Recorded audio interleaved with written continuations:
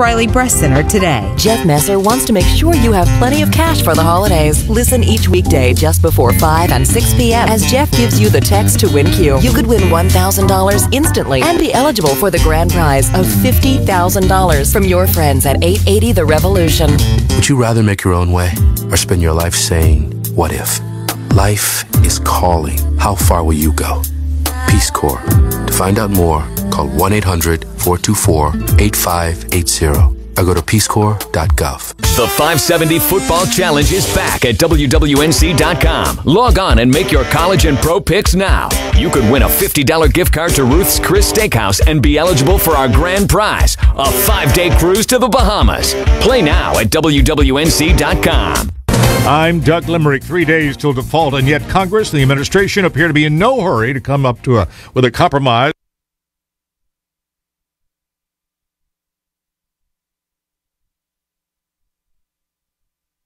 My name is Pamela Pinnock, and I'm representing a continuing talk on race, the actor discussion that is the longest-running community discussion on race in the country. We Act Radio. Do something.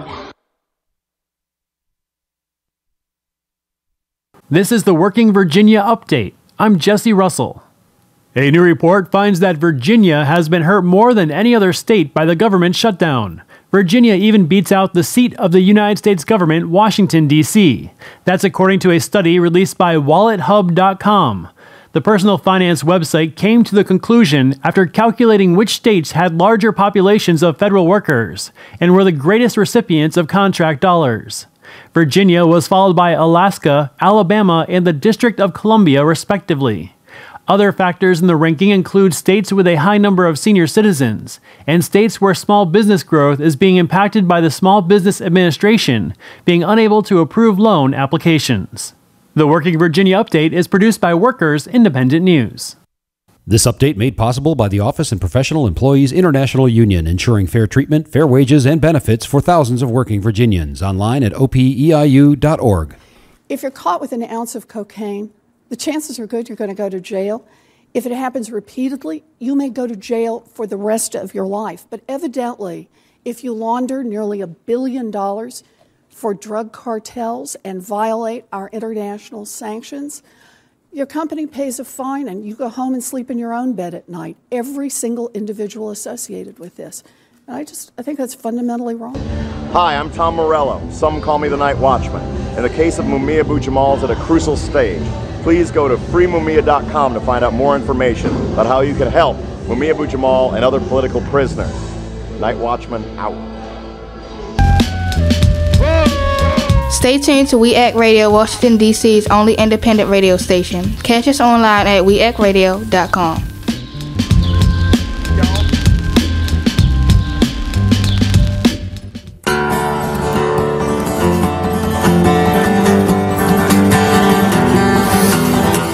They were saying when they think you cannot hear. If you understood what they do, if for you it was so clear. If you knew they shut down the factory in an economic ruse. If you could kiss the cheek of the child in the sweatshop that made your shoes. Every time we went to war to fight our evil foes, they told you we were really fighting for the good of CEOs. If you could feel the hunger of the many, see the riches of the few. If they told it like it is, what if you knew? You're listening to Clearing the Fog, speaking truth to expose the forces of greed with Margaret Flowers. And Kevin Aziz. I hear you. Can you hear me? I couldn't hear myself, so okay, sorry about that.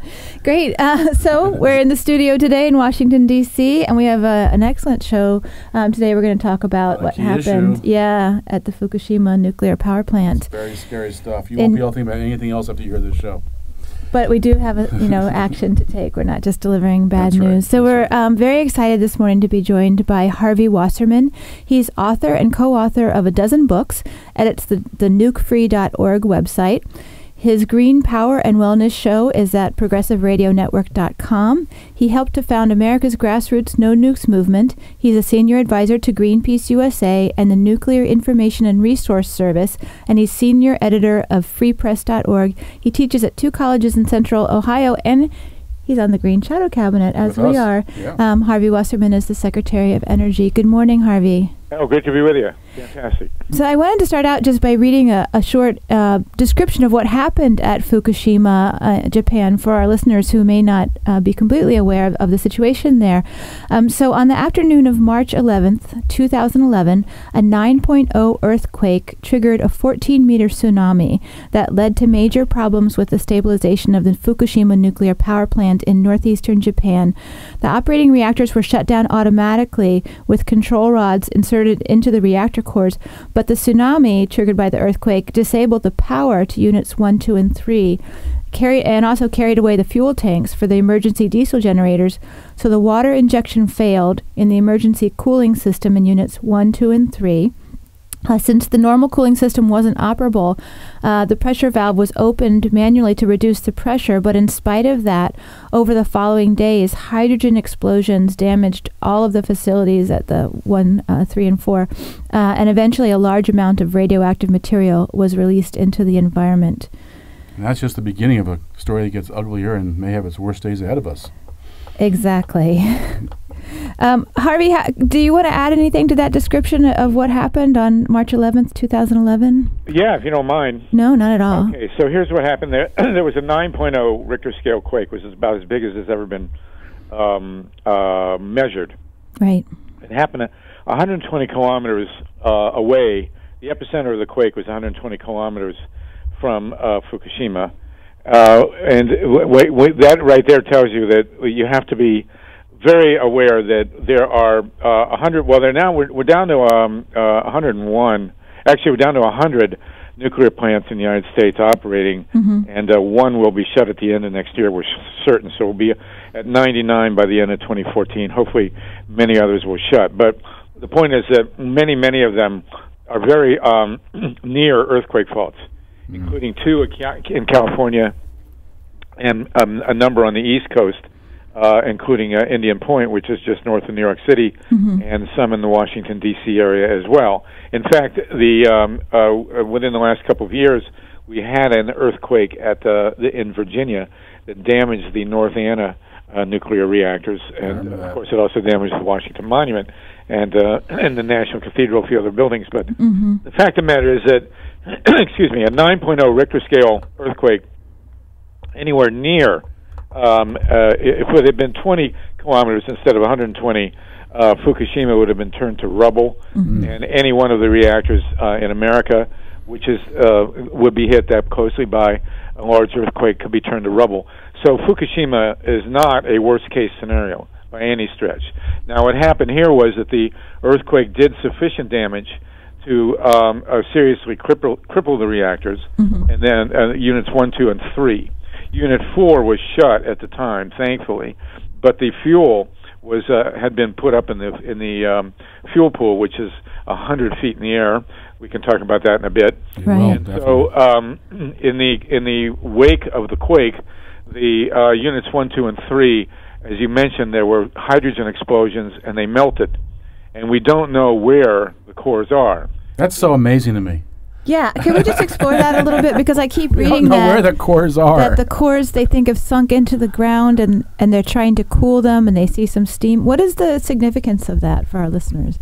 Well, I've been doing this 40 years. I started with fighting nuclear power in 1973, and all these years, no one ever talked about a multiple meltdown. There was always a discussion, well, what if a plant has a meltdown? We never talked about 3 at the same time. But there are 3 cores. We don't know how far they've melted in.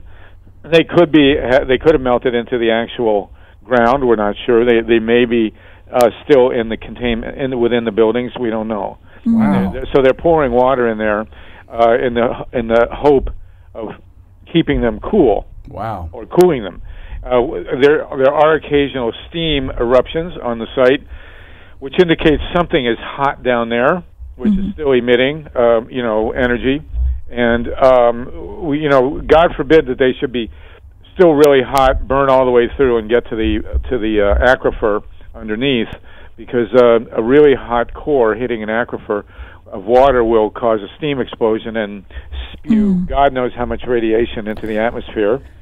This is in Japan, but the stuff does come to California within about 4 or 5 days, and then goes across the United States in another 4 or 5 days. Wow, So, that's an amazing one. When Chernobyl happened, there were major radiation readings on the West Coast within 10 days, and then it took about 4 days to get across the northern tier of the United States. So all this stuff, though it's in Japan, has come to the East Coast of the United States within about a week. Now, the units 1, 2, and 3, as I say, we don't know where they are. We don't know how far they melted in.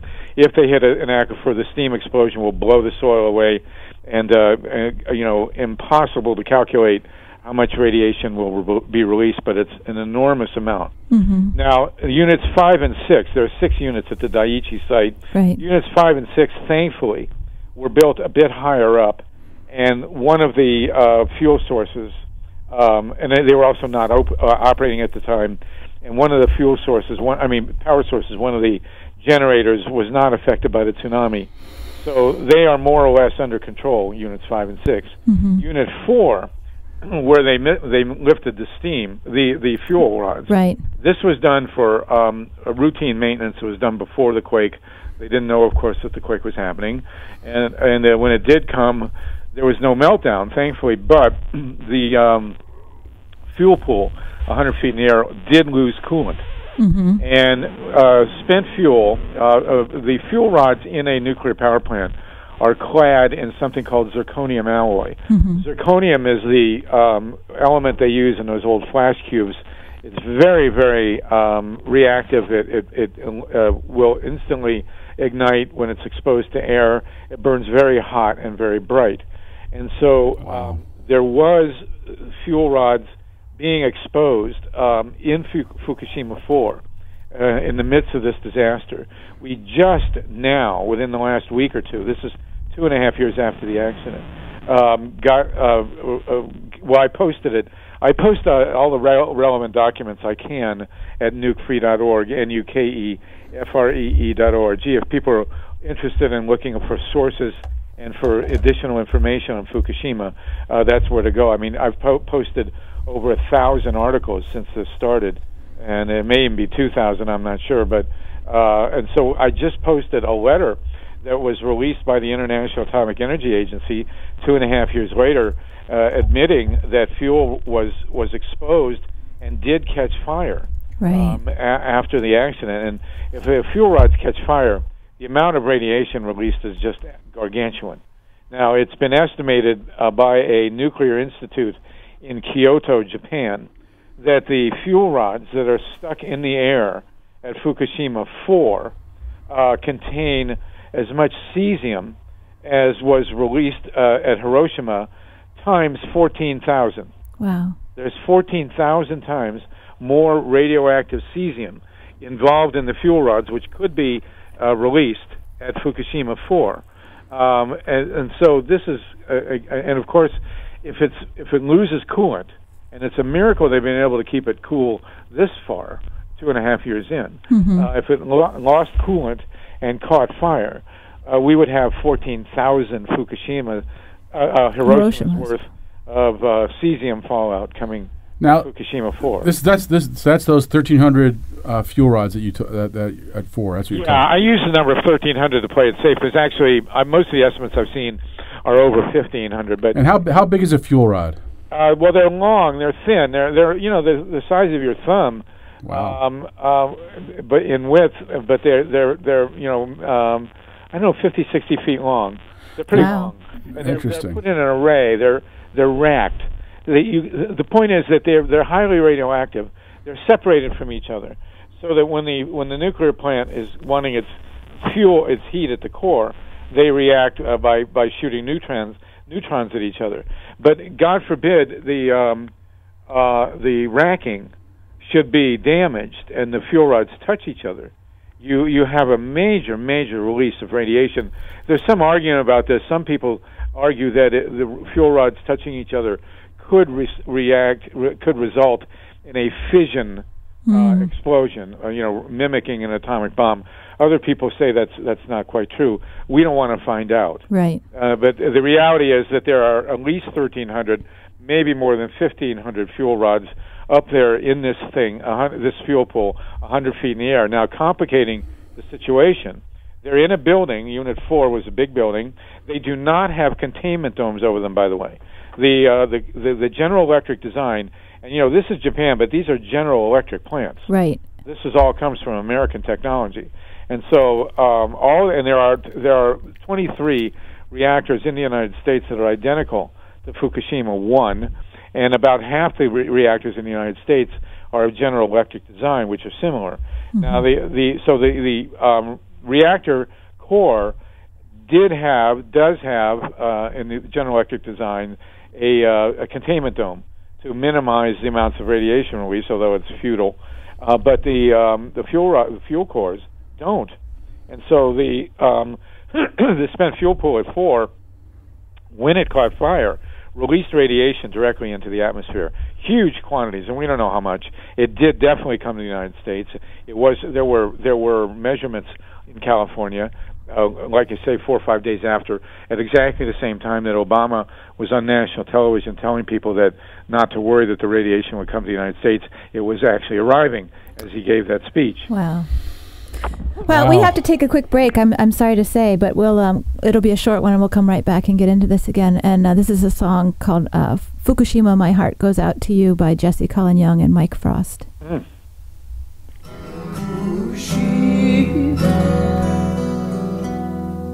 I watched you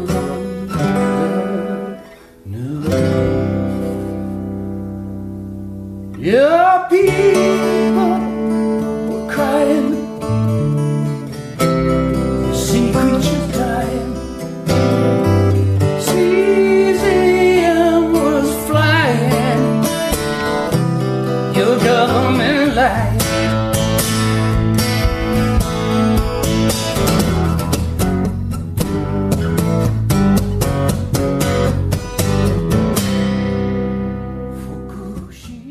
We Act Radio, powered by Ethical Electric. Do something.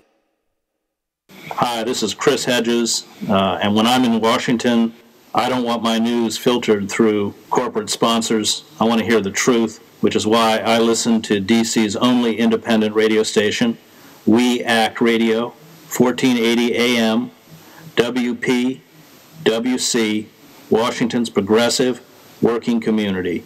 We Act Radio, do something. Where will your children play? You're free from poison, screamed in the ocean. Your future is dark and disaster in motion. Fukushima, lost in your homeless head. You're listening to Clearing the Fog, speaking truth to expose the forces of greed with Margaret Flowers. And Kevin Zeese. We're talking about Fukushima today, the nuclear power plant in Japan, with Harvey Wasserman from nukefree.org, and his full bio is on our website, clearingthefogradio.org. So, Harvey, you were saying that when the disaster occurred 2.5 years ago, there was a fire in the building number 4 that released a large amount of radiation, which came to the U.S. What are the implications of that? Yes, this is major isotopes from the interior of a core of a nuclear plant, strontium, cesium, iodine, which goes to the thyroid, just a witch's brew. I mean, it's plutonium, for God's sakes, which is the most deadly substance of them all. Mm-hmm. They're all mixed in there. And so that all gets into the air, into the water, into the soil, into the food, and has long-term effects. Exactly right. And we may be in the position now of saying that no more seafood from the Pacific Ocean is going to be safe. And of course, the Food and Drug Administration of the United States stopped testing seafood. I noticed that immediately after Fukushima happened. So the point is, here, Margaret and Kevin, is what happened next. There were hydrogen explosions in all 3 reactors, 1, 2, and 3. The photographs of one of the explosions, I think it's in Unit 2, looks like a mushroom cloud. And there are people, Arnie Gunderson, an engineer who's been on this from the start, says that it looks like it could conceivably have been a fission explosion. There was also an explosion in Unit 4. We're not exactly sure why. The theory is that hydrogen leaked over from Unit 3. But the building that is supporting the fuel pool at Unit 4, and we're talking about 400 tons of material here, right, is compromised. Right. It appears to be buckling. It is also sinking because an enormous quantity, as we mentioned, water is being poured in onto the site to keep cool the missing cores from Units 1, 2, and 3, and also there's a natural aquifer that flows through from the mountains through the Fukushima site into the ocean. So the site is very, very wet, and it appears that much of the dirt there is turning to mud, and so the buildings are sinking. And Unit 4 has been seen sinking and tilting. And so if that, God forbid, building collapses, I find using the word God a lot here. God forbid is a very common phrase you use. Yes, it is. Well, anyway, so, in this point, we're talking here about stuff that's on an apocalyptic level. Right. If Unit 4 fell over and the fuel rods were thrown to the ground, and lost coolant and were exposed to the air, you would have a radioactive fire, the likes of which nothing we've never seen before. More radiation, really, than the nuclear bombs. So would that result like in immediate deaths in Tokyo, or would it be a longer term? Well, the first thing that would happen, Kevin, is that people would have to leave the site, and not only that, but a lot of the electronic equipment might fail. A lot of these electronics don't work in a heavy radiation storm, and that was the problem with 3 Mile Island. They couldn't get robots to go into the core. It took them 9 years to develop technology to do that. So if the fuel rods fell down, or if the fuel pool caught fire, people would have to leave, and we might just have to stand by. Everybody would have to leave the site alone.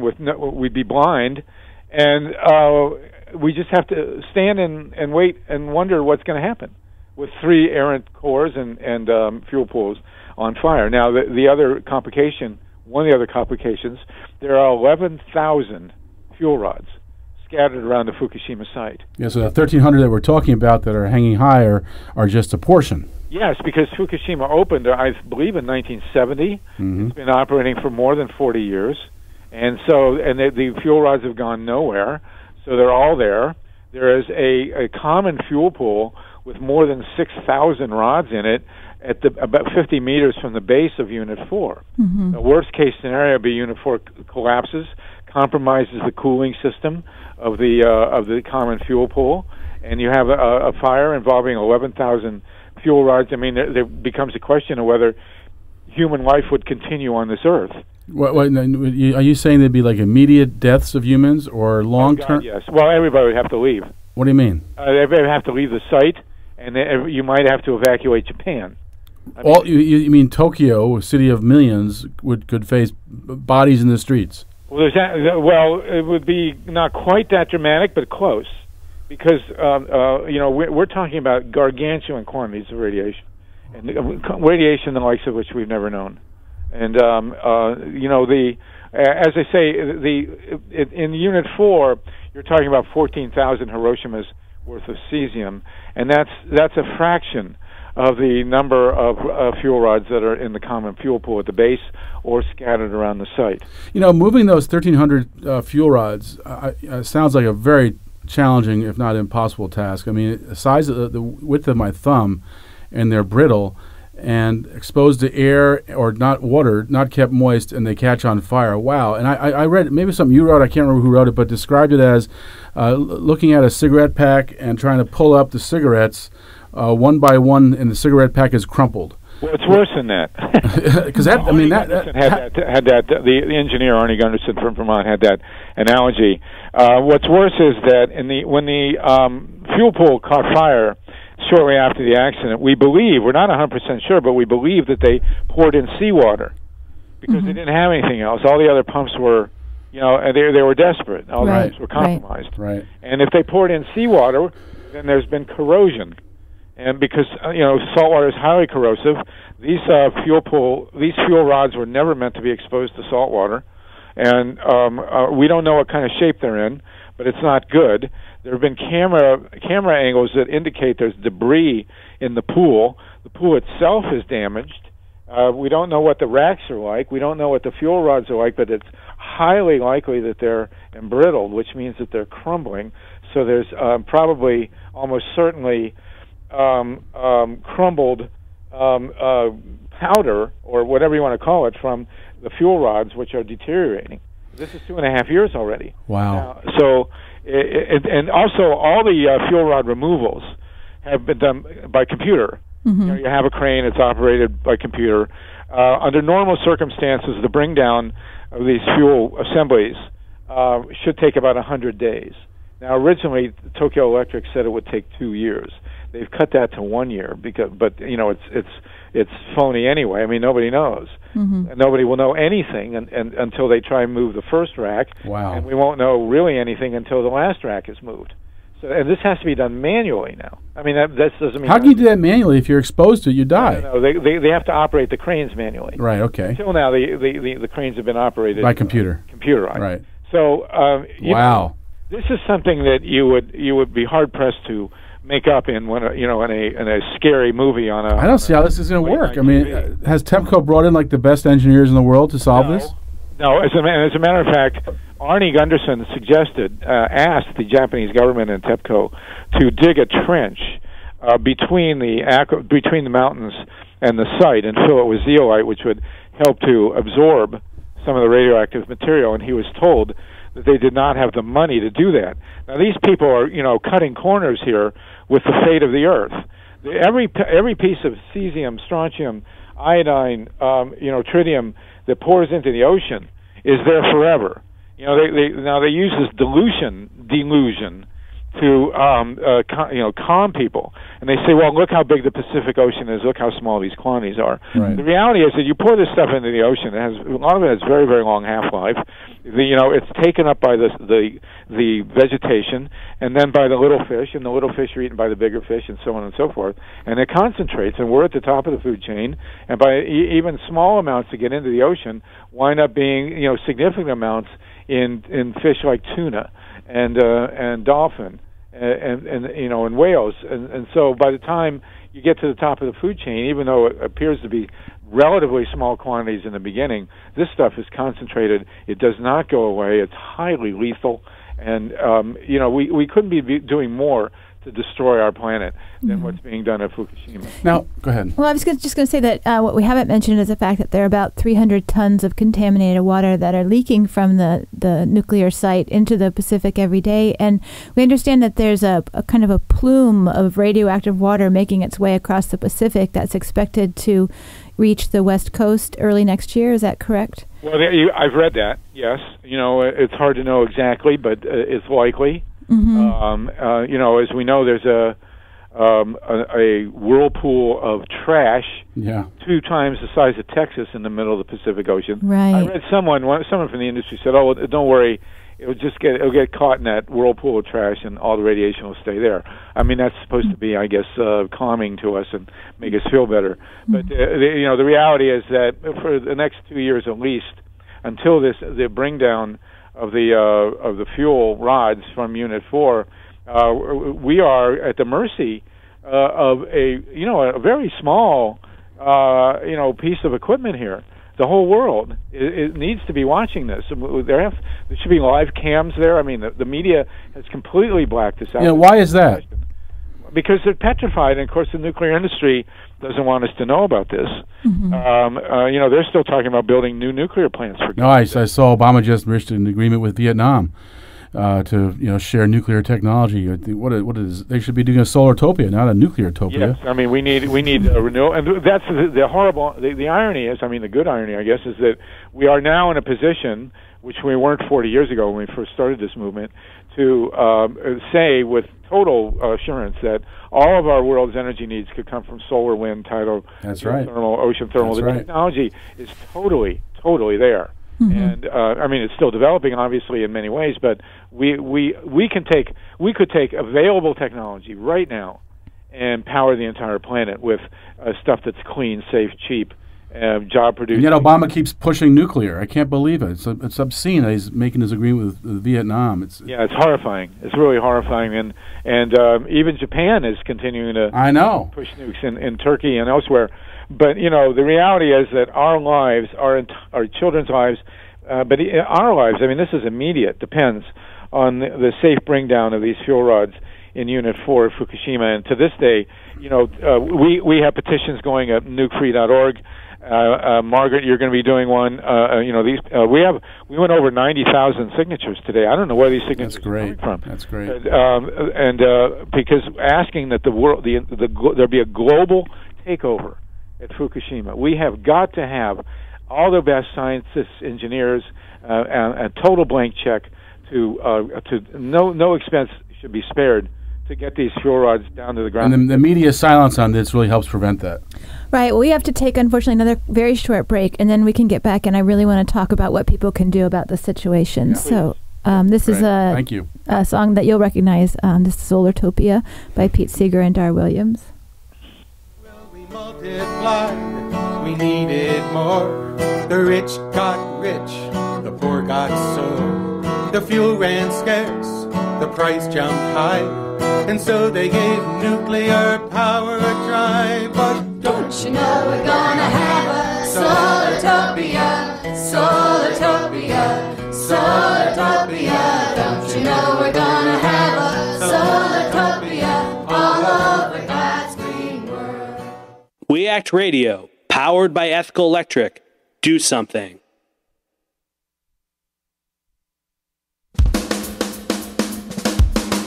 You're listening to We Act Radio, WPWC 1480 AM.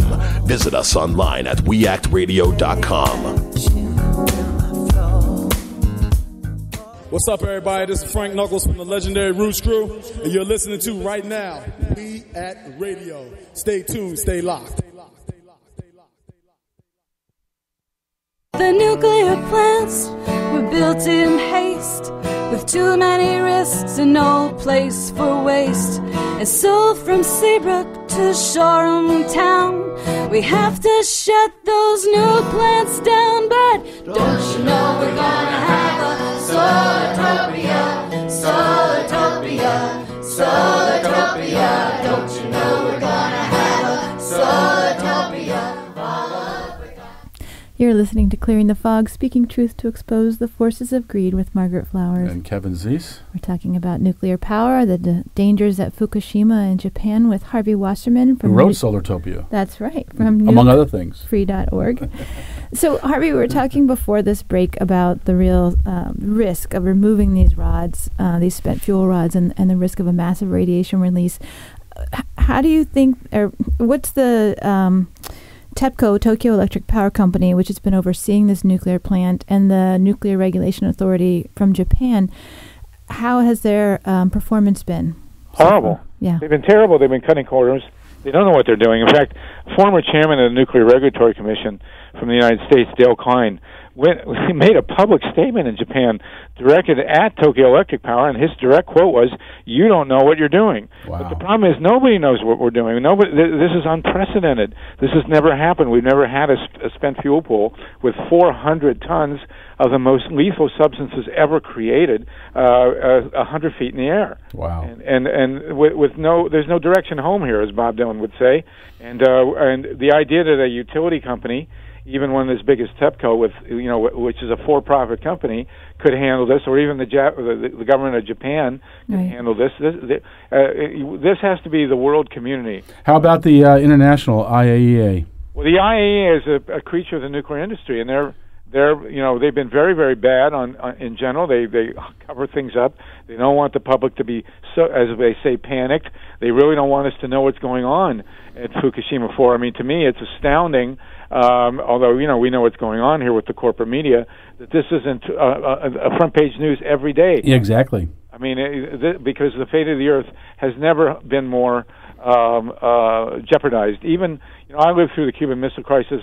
I generally had a faith that it would be solved because it was a human situation. This is beyond a human situation. We have a technological thing here that's going to happen or it's not going to happen, depending not on diplomacy, but whether we can pull it off. So they're gonna try to remove these 1,300 in November sometime. Starting in November. What do you think? What is the solution? What should? I mean, I know Arnie Gunderson has a plan that we're supportive of. What do you think the solution is? Engineering wise, I have no idea, and you know we don't know. It's all speculation now. We're doing things that have never been done before. That no one's ever tried to bring down fuel rods under this kind of duress. Like I say, they're bent, they're crumbling, they're embrittled. We don't know the state of the racking. There's debris in the pool. The pool itself is compromised. The building is sinking and it's buckling. And this all has to be done under manual control. Wow. And you know, if one fuel rod falls down, it's conceivable that the radiation levels at Fukushima would require evacuation of all human beings. That's how radiation. And that's not just to protect people against long-term cancers. This is because people could be falling down dead, you know, within an hour. You're talking about evacuation around Fukushima. Well, the plant itself. I mean, you know, there are many workers at Fukushima, right? And our future is dependent on those the workers. presence of these workers. And you know, the guy who there were many very, very brave people. They were called the 50, but there were about 300 workers who stayed on site and worked in shifts through the worst of the accident.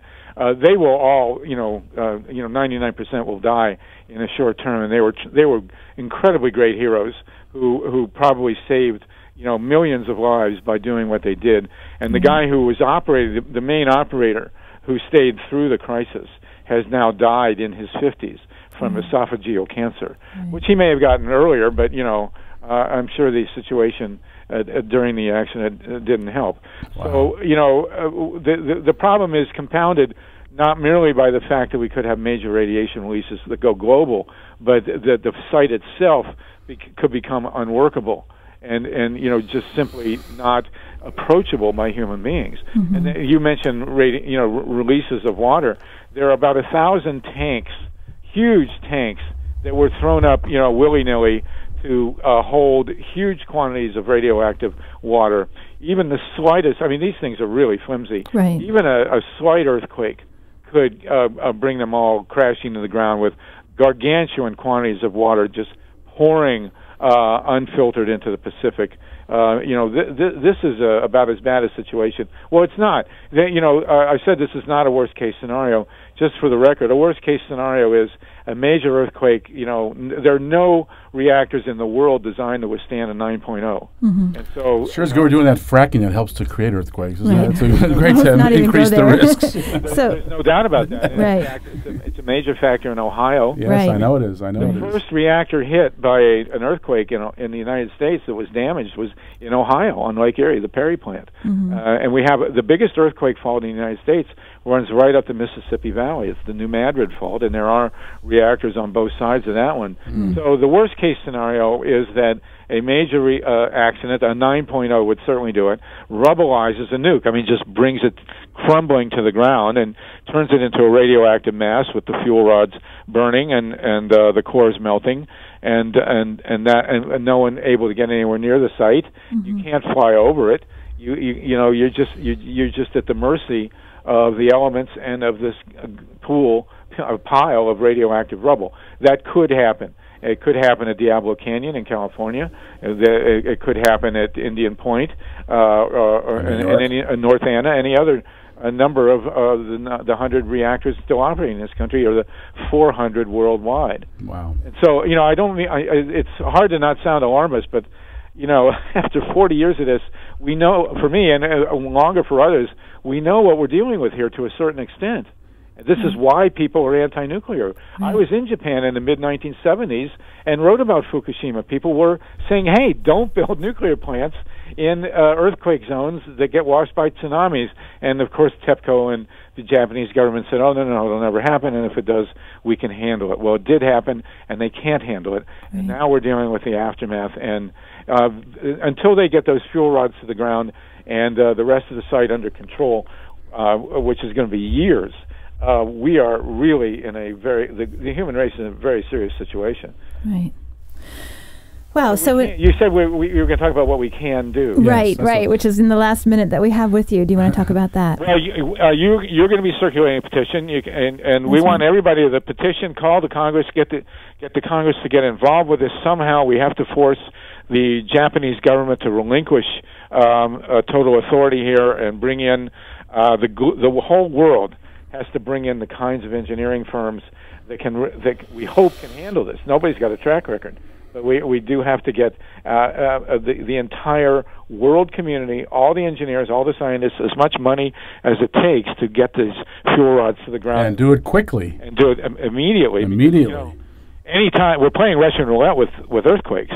Right. I mean, any time an earthquake hits, and that's certainly out of our control. Right. We're at the mercy of the elements here, and so nukefree.org. We do have a petition. You're going to have a petition, Margaret. We're hopefully going to have focus on this through the media, and we really have to get the whole world watching. Well, we'll be writing about this for sure. So, would you say people should start leaving Japan in November? I mean, is this that risky? Should you not be in Tokyo? I will never go to Japan again. I love Japan, but I would never go there. And for me to tell people to leave. I would, but you have to make your own decision. But it's bad. Right. I'm sorry, it's just bad. Right. And when is this going to start in November? Do you know when it's going to happen? No, and I wouldn't bet on November either. They'll probably have to push it back. Anybody who knows anything about this is petrified. Right. And for the last thing we want is for Tokyo Electric Power to undertake this on their own. Right. Yeah. At the very least, this has to be done by the Japanese government, but for lack of a better place to go, we're going to the United Nations. We don't want the IAEA; it's a corrupt agency. But we have to have all the nations of the world lined up to deal with this. Right. And sounds like it's better to play Russian roulette than trust TEPCO to remove these 1,300 schoolyards. I mean, it's a tough choice. Russian roulette with earthquakes or TEPCO removing fuel rods. In an area that's one of the most active one earthquake areas. Gun to my head over TEPCO any day. Right. Wow. Great. Well, thank you so much for taking time to speak with us today, Harvey. My honor. Thank you, and please keep up the good work, and have me back anytime. All right, great. Thanks. We'll keep posted on this. All right, we will too. Thank you very much. Thank you. So Arnie's website is nukefree.org. Not Arnie, I'm sorry. Harvey Wasserman's website is nukefree.org. There's a petition there that has been signed by over 90,000 people. There's a petition that we're circulating. You can go to our website, popularresistance.org. We'll also have it on our ClearingtheFOGRadio.org website. It's a petition calling for a couple of things. One, there is a 15-point plan that was put together by a nuclear engineer, Arnie Gunderson, who we've mentioned a number of times. He's a real expert on this issue, along with 14 other international scientists. A 15-point plan calling for international oversight and intervention in the cleanup of the Fukushima power plant. It includes calling for an independent engineering company to do this, an international body of experts to oversee what's being done, as well as civilian oversights and making sure that we have accurate information about how things are going.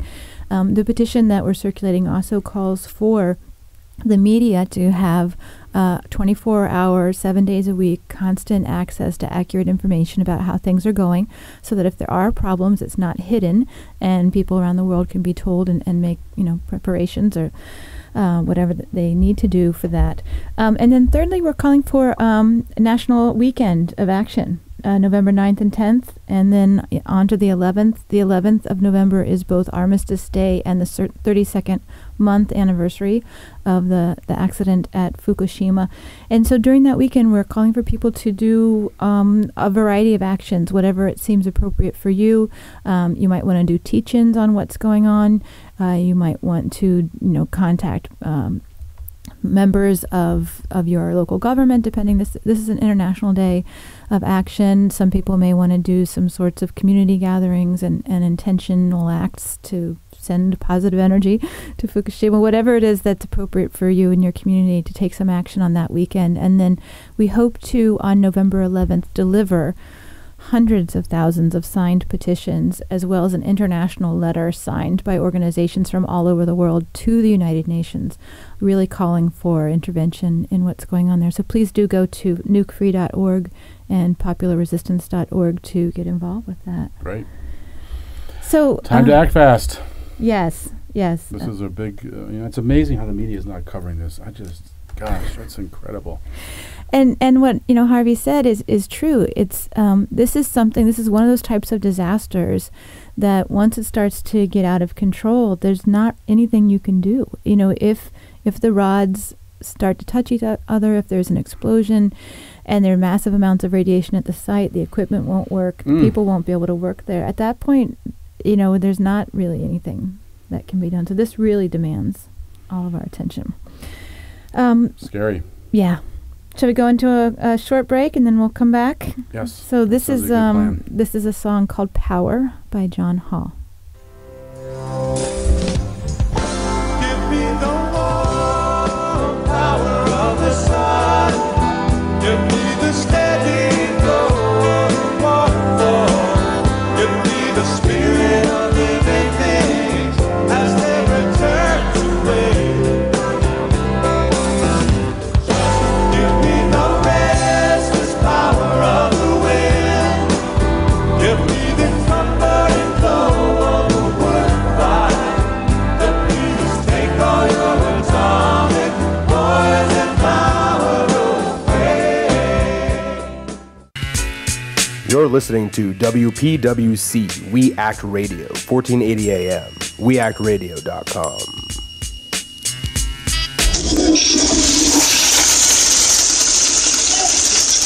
Toilet Plus always makes me think of the TPP. The TPP? What's that, Toilet Paper Plus? No, the Trans-Pacific Partnership. What the heck is that? It's the biggest trade deal in history, and it's being negotiated in secret right now. So, if it passes Congress, it's going to affect everything we care about. how can that be? I'm not making any deals with foreign countries. The TPP is a backroom deal for multinational corporations that will give them control over our laws even at the local level.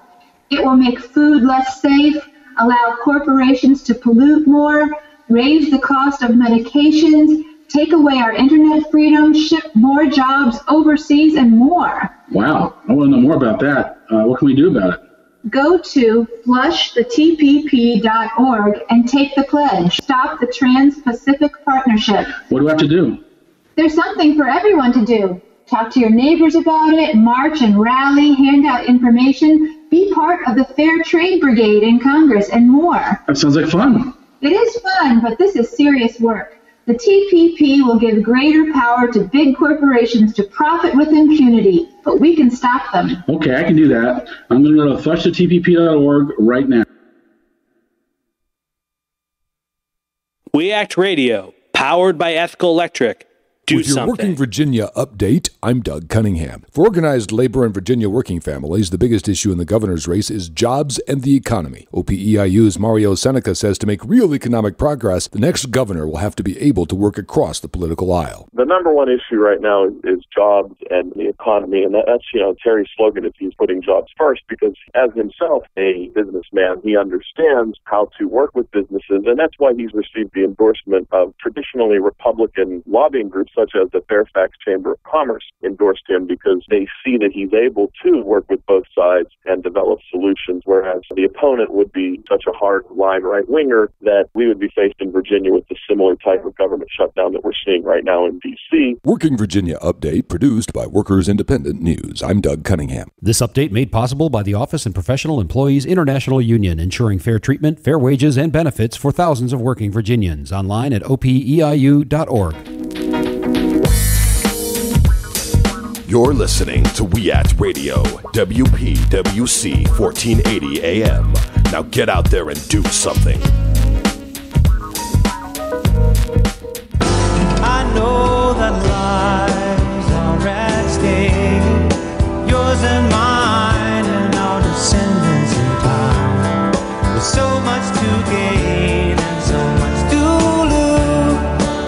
say every one of us has to choose. Give me the warm power of the sun. Give me the steady flow of the waterfall. Give me the spirit of living things as they return to play.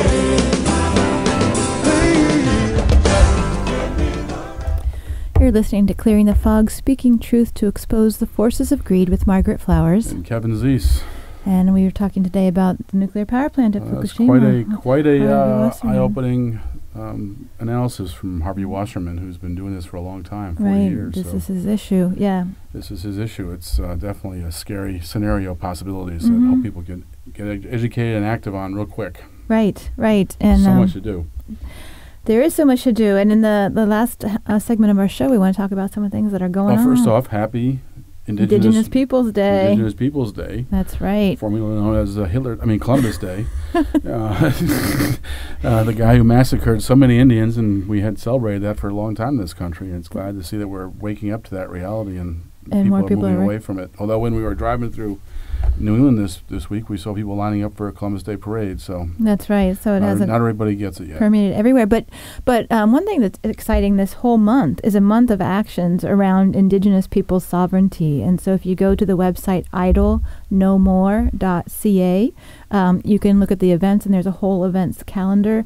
Particularly on October 18th, there's a group in New Brunswick that's calling for a day of solidarity actions because they're confronting a Houston-based fracking company that's coming onto their land to try to frack, and they've been doing everything they can to stop them. They don't want them there. They didn't give them permission to be there.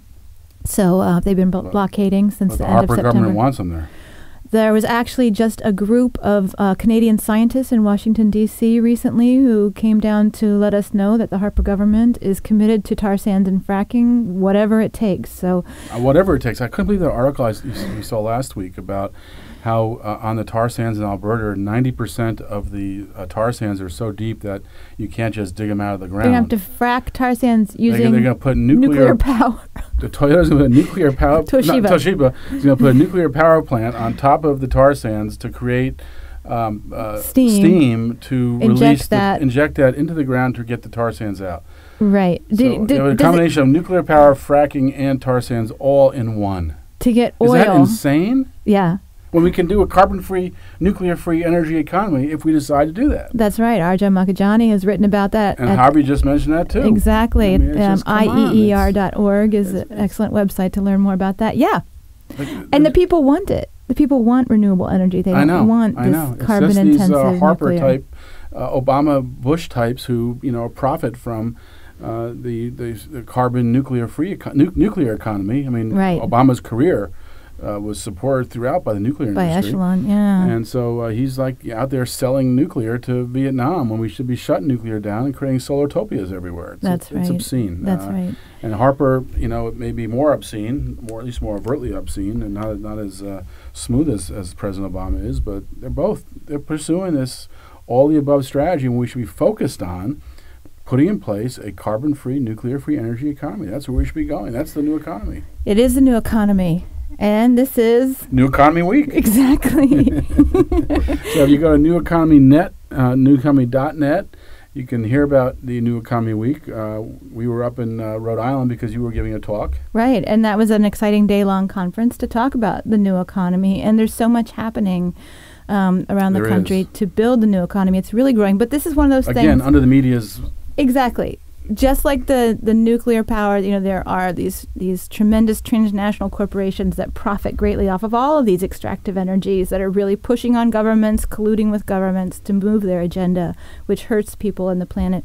That's going to take a grassroots effort to stop. There's a strong grassroots effort building this new economy that's going to grow up and replace that People economy. are building, not just stopping, but they are building a parallel structure of democratic economic institutions, of sustainable energy models, of You see bike sharing taking off all over the many cities. I mean, non carbon based transportation. So there's a lot, and then of course, there's the whole cooperative movement, which is gigantic. Yeah, I mean, already 130 million Americans belong to some form of cooperatives. It includes credit unions when you say that's right. And and there's now all over the country people are learning how to set up cooperatives and worker ownership, and how to do it with things like anchor institutions in your city, like the Evergreen model, which is such a brilliant one that combines hospitals and universities and finds what their needs are, and creates cooperatives to meet the needs of those anchor institutions in the city. Right, and it's great because they're called anchor institutions because they're not going to go away. They always have to buy goods and services, and if they're produced right there in the community, hospitals need clean sheets. They do. They need food to serve. They need energy. Right. And so and that's what the Evergreen model is providing the massive green cleaning to hospitals, massive amounts of greens, lettuces and such. Right. The largest indoor greenhouse in the country is an Evergreen co-op.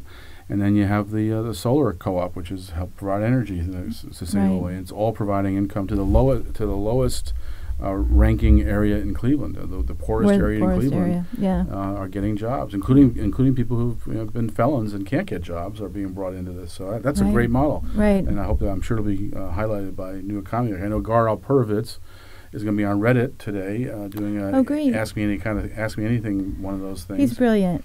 He's very good. And he's been a long-time partner in our work and a leader to our work, and he's put out some great books about what comes next, what the new economy is.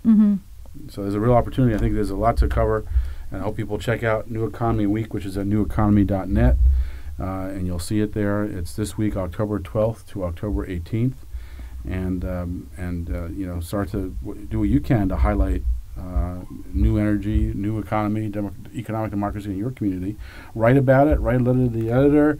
Write a blog about it, send it out, put it on websites. Let's spread the word on the new economy. Look for opportunities on Facebook and Twitter to spread the word. Let's let people know this is happening. This is one of those things, again, the media is not going to cover. Right. They want us to stay with the Wall Street economy, the J.P. Morgan, which had a losing quarter this time for the first time. That's right. They had to pay out a lot in lawyers' fees. Only $9 billion in fines and lawyer fees. Yeah, but it's exciting to me, and it was really inspiring to be in Rhode Island this weekend because this was a community that it began with one person in the community that said, "Hey, we want to learn more about what the new economy is going to be about." He, found some space, a public space to use, invited people and invited some speakers, and a lot of what we talked about at that conference was new to people in that community, so it gave them a lot to work with. But also they had already been doing a lot of great things there as well, and pushing for participatory budgeting and doing a lot of great things with food, building a sustainable local food network, protecting the environment. People are seeing this. People are seeing that what's going on now is not working. Right. Fukushima is an extreme example of not working. The basics of the economy aren't working. The whole carbon-based energy supply is out of control. The wealth divide has gotten extreme. It just keeps getting worse. We just put an article up on Popular Resistance today about by Joseph Stiglitz about how that's a policy choice. Right. And that the wealth divides continues to get worse because we put in place policies that make it get worse. And we should mention that at popularresistance.org, which is one of our websites, we post articles every day there on a broad range of issues covering the protest movement, but also covering what people are doing to build up new systems. And we do a daily digest. Daily news digest. Right, every morning. I think we're approaching we just announced it like a week ago. We have almost 400 subscribers.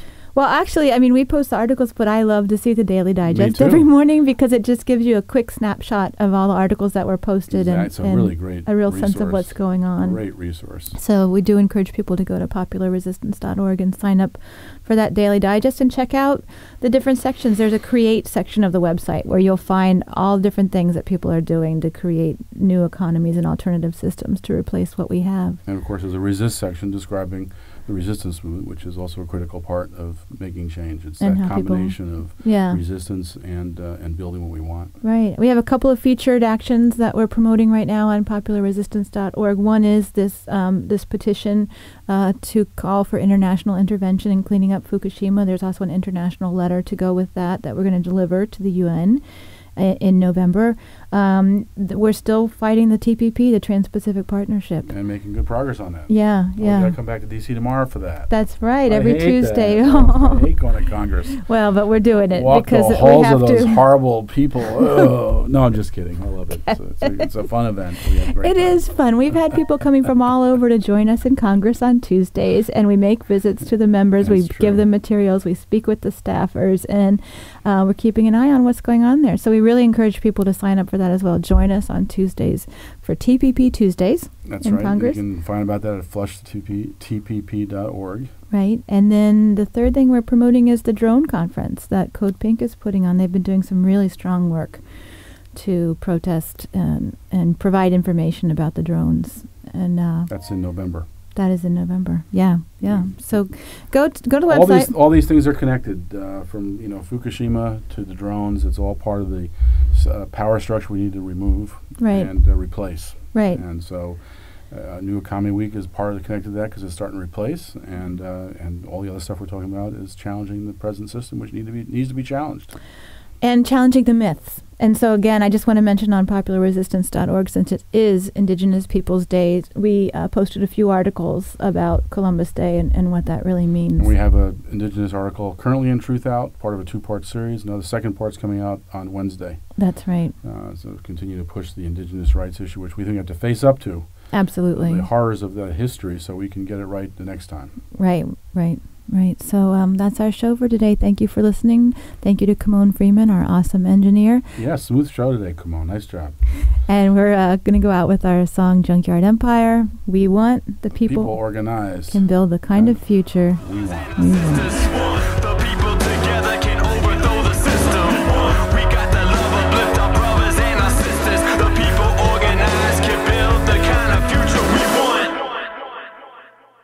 This is Margaret Flowers. And I'm Kevin Zeese. Join us every Monday morning at 11 a.m. for Clearing the Fog. Speaking truth to expose the forces of greed. Start the week with your eyes open. The fog. The forces of greed that spin news stories for the benefit of the 1%. Each week, we feature guests who are working to expose these truths and offer real solutions to the current crises we face. Knowledge is power, and with knowledge, you will be empowered to act to shift the power to the people. Monday mornings at 11 a.m. on weactradio.com or 1480 a.m. We Act Radio, powered by Ethical Electric.